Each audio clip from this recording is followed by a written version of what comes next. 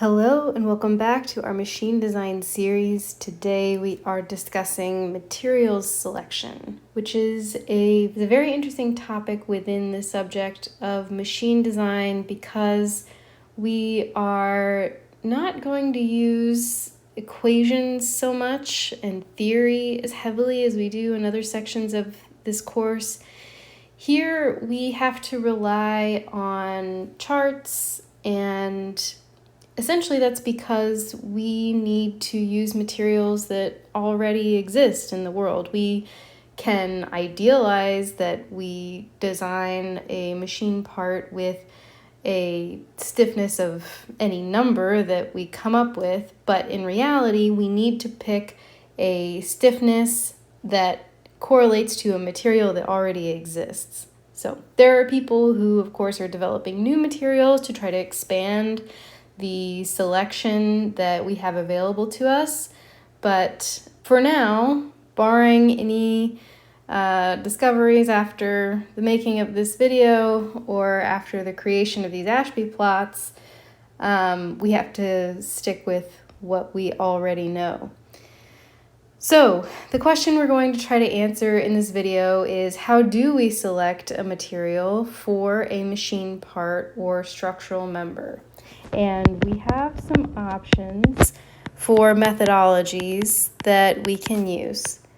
The first one, and this is just going to be a great starting point, is to just use what has already been used before for a similar application.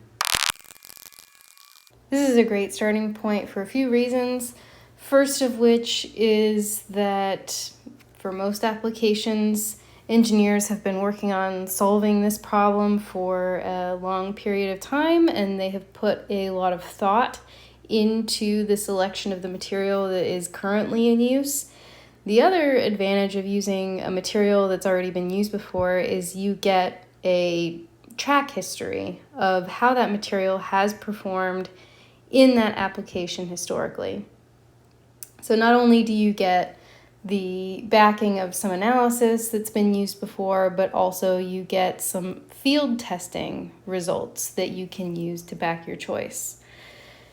Now, if the selection of material, if you don't have a similar application that you can look to, or if your application is different enough that you want to use a different material, or you just want to experiment with different materials because you see a shortcoming in the way that the currently selected materials perform, then we can use a systematic approach to determine a material, or at least a family of materials, that we might want to look at next. All right, and that systematic approach is going to be broken down into about 6 steps. We need to list all of the important material properties for our application.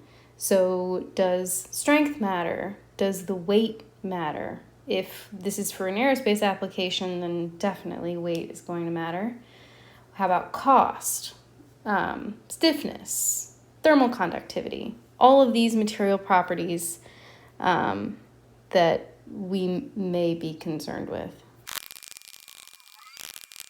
All right, and then for each important material property that you have listed, we're going to list all of the available materials that we have to choose from. We will rank the materials from best to worst. So for example, a 4340 steel would probably be top of the list for strength. Then we select a few materials from the top of each list. And then materials that show up in all of those reduced lists will get a further review. And lastly, we'll create a ranking system by assigning a grade and a weight of material properties to form a ranked list. Okay, so that's a systematic approach that we could use. And if you're thinking to yourself, that sounds like a lot of writing and a lot of work to keep track of which materials are best and worst at all of these different properties that might matter to me, then you're not alone. And there is another option that we can use that might simplify your life, and that is using material selection charts, which are often referred to as Ashby charts, named after Mike Ashby, who put all of this information together for us. So when we are thinking about more complicated scenarios where we are concerned about many different material properties, then it's probably a good idea to invest in a license to use something like CES EDU Pack, which will help you do a lot of that bookkeeping.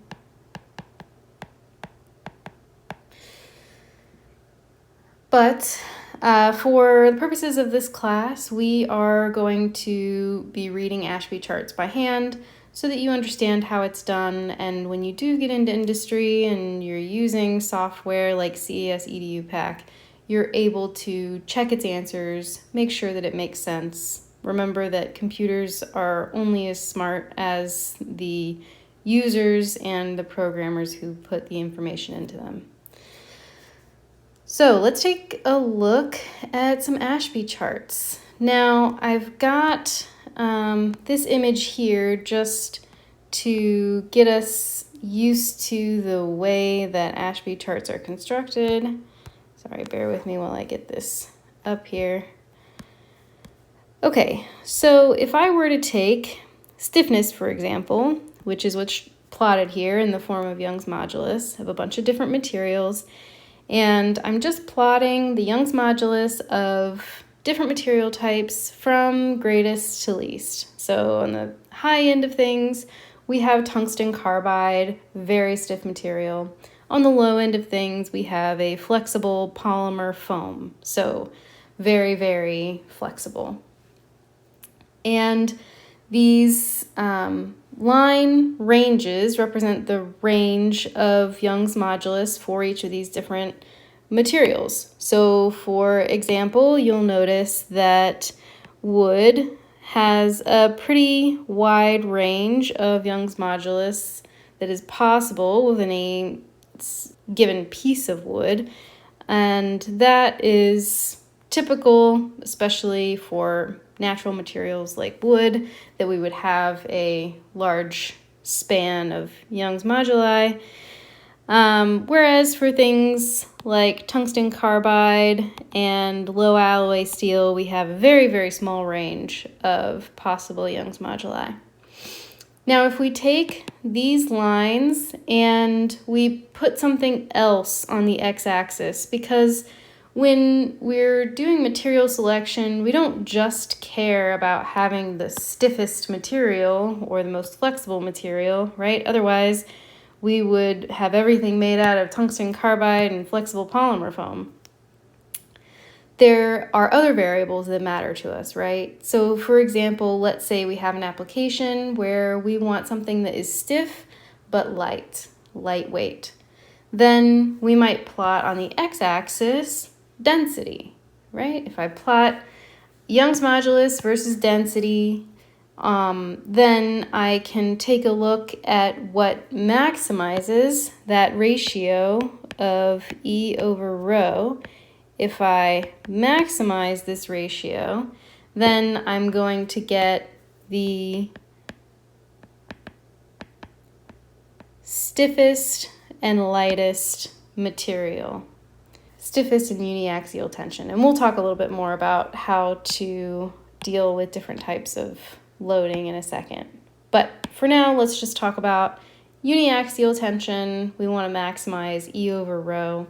So we plot density on the x-axis, and again, we're going to be able to have a range of densities when we plot that on the x-axis, and that horizontal line that crosses one of these vertical lines is going to form a bubble of possible moduli and density combinations for any given material type. So for example, for wood, our bubble might go around this vertical line in this way, and then anywhere inside that bubble is a possible combination of Young's modulus and density that we could have for a specific piece of wood. And those bubbles are exactly what we see on Ashby charts. So let's bring this up here. All right, so here's an Ashby chart. And if you haven't seen one of these before, it might look overwhelming at first, but let's just talk through it. So again, we have these bubbles that represent possibilities. So here's our wood right here, kind of in the middle, and this is parallel to the grain of wood. Down here we have perpendicular to the grain, and you'll notice that that is a little bit less stiff. Because if we think about pulling wood apart across the grain, you're going to be pulling those fibers apart, whereas if you pull it along the grain, you're going to be able to use the strength of those fibers in that longitudinal direction. And then we have a group of bubbles in these larger circles, and those represent material families. So wood is an example of a natural material, and that family of natural materials is in this darker green circle. We have metals up here in red. We have technical ceramics in yellow, composites, polymers, elastomers, and foams. So again, the ratio of stiffness to weight is what we started talking about, and it's very important in design. We actually have a special name for it. It is called the specific stiffness or specific modulus. This ratio is very useful when we want to minimize weight and we're limited by deflection or natural frequency. Think about as this ratio of E over rho goes up, we're going to get lower deflection, right? Because remember that if I have a higher Young's modulus, I'm going to get lower strain for the same amount of stress or the same amount of load over a cross-sectional area. I'm going to get higher stiffness, of course, and I'm going to get a higher natural frequency. So let's create a metric to represent the performance of our designed machine part or structural member in more general terms.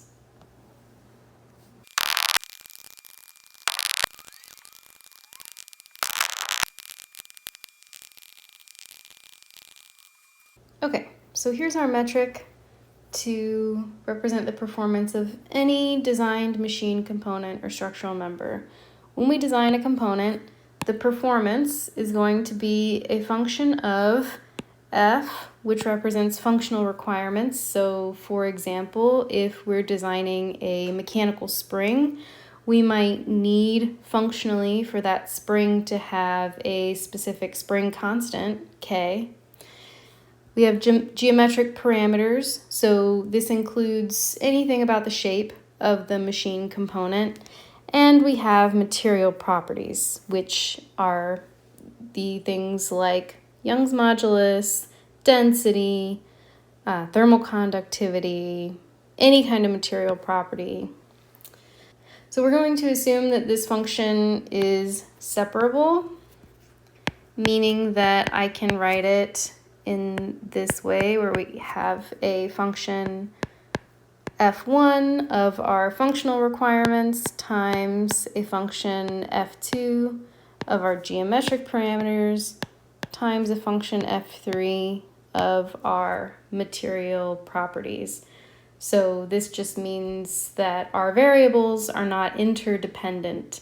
The geometry of our part does not depend on a material property like Young's modulus. And now let's prove that for an example of a cantilever beam.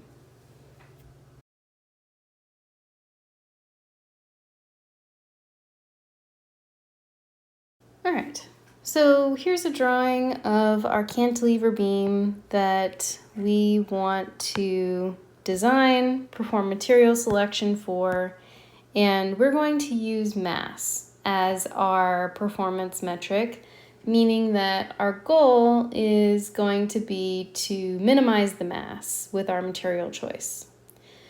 So first, let's do a little bit of math to create an expression for the mass of this beam that depends on our functional parameters, our material choice, and our geometric parameters, as we have up here in our performance metric equation.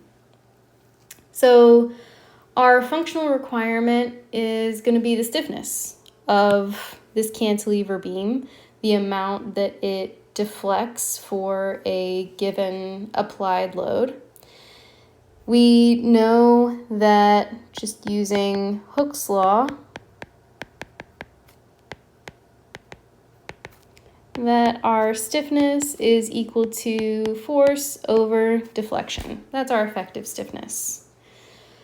The deflection of a cantilever beam can be found in table A-9 in the back of your Shigley textbook, or you could do some integration to derive this for yourself and find that the maximum deflection of this cantilever beam, which of course is going to take place at the very end, is equal to the applied load F times the length cubed over 3 times the Young's modulus times the second moment of inertia.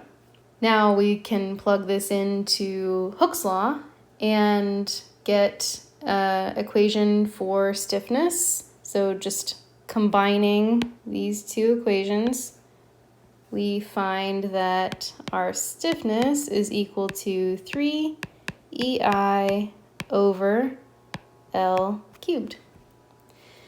The second moment of area for a circular cross-section, do you know where to find it? You remember what it is? It is pi times the diameter to the 4th power over 64, which I can rewrite in terms of the cross-sectional area of this thing, because we know that the cross-sectional area of this circle is pi over 4 times the diameter squared. So if I square the area, I get pi squared times the diameter to the 4th power over 16. And so I can use this expression for the area to replace this diameter to the 4th power. Basically, I plug in that diameter to the 4th power is equal to the cross-sectional area squared times 16 divided by pi squared. Here, I'll write that out so that it's clear. Diameter to the 4th power equals a squared times 16 over pi squared. And when I plug that in up here, I can find that the second moment of area for this circular cross-section is equal to the cross-sectional area squared divided by 4 pi. Now, I did that just to get things in terms of the cross-sectional area rather than having them in terms of the diameter. That's just going to come in handy in a little bit once we start trying to write our expression for the mass of this thing. But anyway, so let's plug this now, this expression for I, into the expression for stiffness.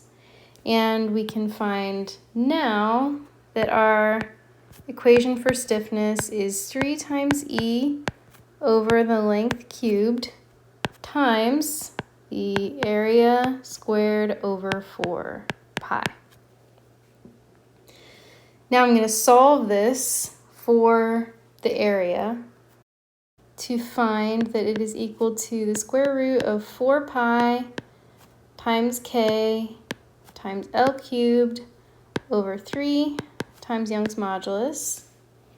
And the reason I've done all of this is so that now I can write the mass of a cylindrical beam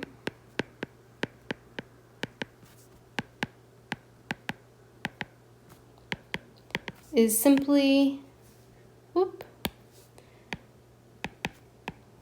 its density times volume, which is also equal to density times the area times the length.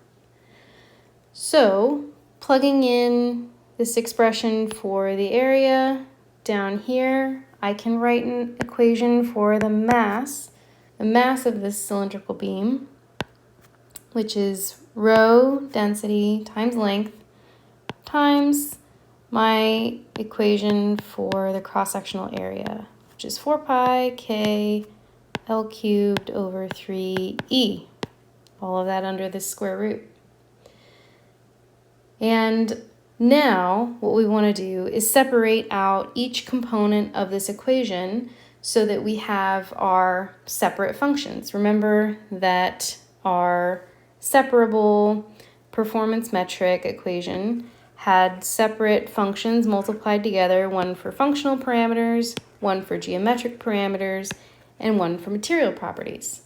So my functional parameter is the stiffness, K. So if I separate that out in front in this equation, I'll get, well, first I have a constant, which is 2 times the square root of pi over 3. That's just pulling out this 4 pi over 3 inside the square root. And then I'll pull out my stiffness, which is my functional parameter, and it is to the 1/2 power because it's inside that square root. So this is my F1 of F. Next, let's pull out our geometric parameter, which is the length. That's the only geometric parameter that is in this equation. We have length cubed under the square root, and then we have another length multiplied out in front, so that turns into length to the 5/2 power. This is F2, which is of my geometric parameters. And lastly, I have my material properties. There are two in this equation. I have density and Young's modulus. So when I pull those out, I have density on the top divided by Young's modulus to the 1/2 power because that was inside that square root. And this is F3 of M. So here's our performance metric equation. And now remember, our goal was to minimize this mass with a material choice. So when we're selecting material, we're saying we don't have control over the functional requirement. We need to achieve a certain stiffness. We don't have control over the geometric parameters. We are required to design this thing with a certain length. So the thing that we do have control over is just this last equation when we're doing material selection. So F3 of M is what we can control. If we want to minimize M, our overall mass, that means we want to minimize this F3 of M or maximize the inverse of that ratio.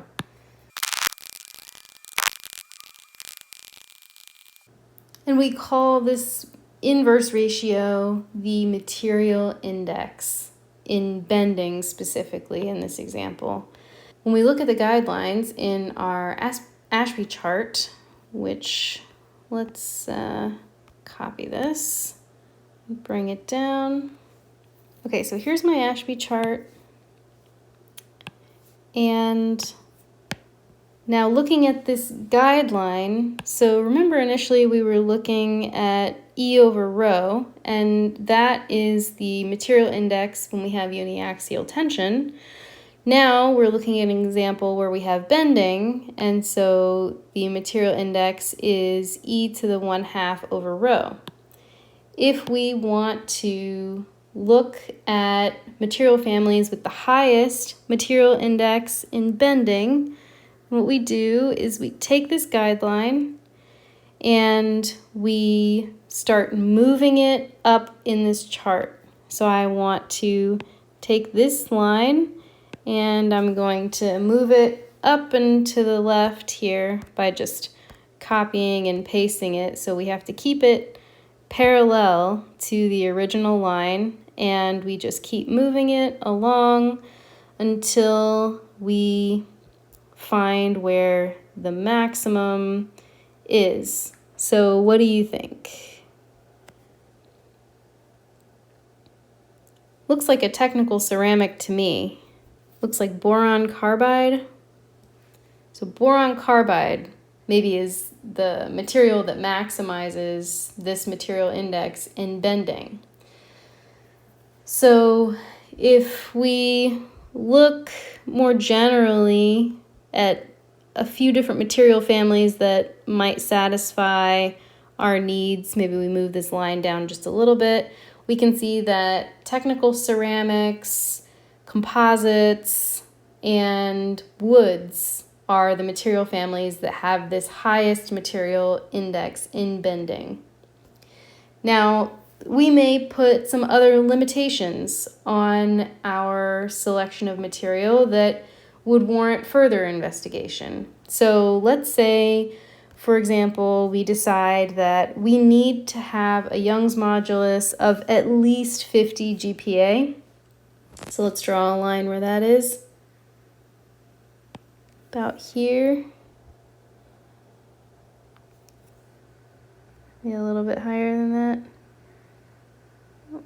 There we go. So we need to have a Young's modulus, let's say, that's higher than 50 GPa. That's going to eliminate wood as an option. If cost is a limiting factor, then maybe we need to eliminate composites. Those can be relatively expensive. And of course, there's other requirements that you may be interested in. For example, you may be interested in electrical properties of the material, and then you may want to take a look at a separate Ashby chart for that. But let's go back to this concept of the material index, and let's write just a general form of that material index. Here's our general form of the material index. It's E to the beta power divided by rho, where, as we've discussed, beta equals 1 for axial loading and beta equals 1/2 for bending, which is the example that we just did. Now, so far we've just been talking about stiffness, Young's modulus, but we may be more concerned with strength than deflection. So for example, when we're designing gears and gear trains, we are very concerned with deflection, because if the gear teeth deflect too much, they may no longer mesh together very well. But we may be more interested in strength for a fastener, where we need to hold parts together, and we want to be able to maximize the clamp load that we can apply without causing any permanent deformation of the fastener. So when we're more concerned with strength than deflection, then we might take a look at the specific strength.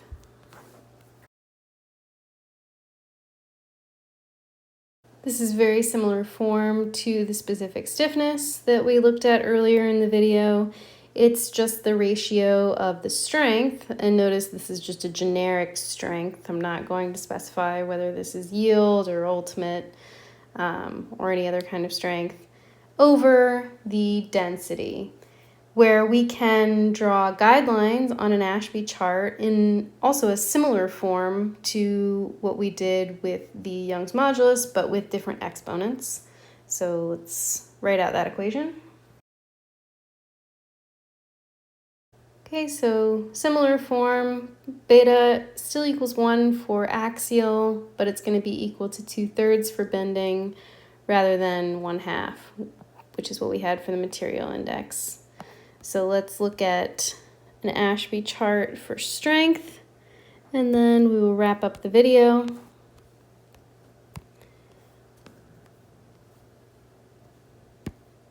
All right, here we go, and here are our guidelines for strength. You can find all of this information, all of the data and the charts in Ashby's book. I should have noted this at the beginning, but I'll go ahead and do it now. The book is called Materials Selection in Mechanical Design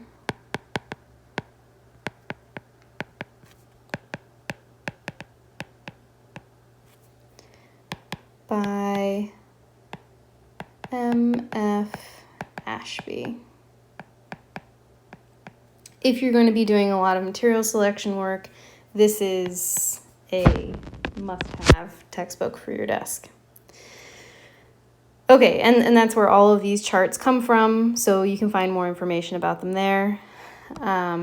For this particular strength versus density chart, you can see again that we have guidelines for minimum mass design, as we did in the Young's modulus versus density charts. And we can find any one of these guidelines and do the same thing that we did before, where we draw a line on top of this, copy paste it, keeping it parallel to the original line and moving it along this chart until we see where we maximize our strength with respect to density. Maximize strength while minimizing density. So we can see here that we maximize our strength while minimizing density for composites and ceramics, which also showed up top of the list in the Young's modulus versus density chart that we took a look at. But now our third runner-up is metals instead of natural materials. Okay, and of course there's many other factors we could consider in material selection, things like environment, cost, availability, machinability if we need to do a lot of machining on the parts. And we can also adjust material processing. So we can adjust the amount of case hardening on a gear tooth, for example. So with all of these variables, software can be very helpful for bookkeeping. Just make sure that you know how to use it. And if you've understood this video, then I would say that you have a pretty good foundation for how to do that. That is all I have for you today. Thank you for watching, and I hope to see you in the next one.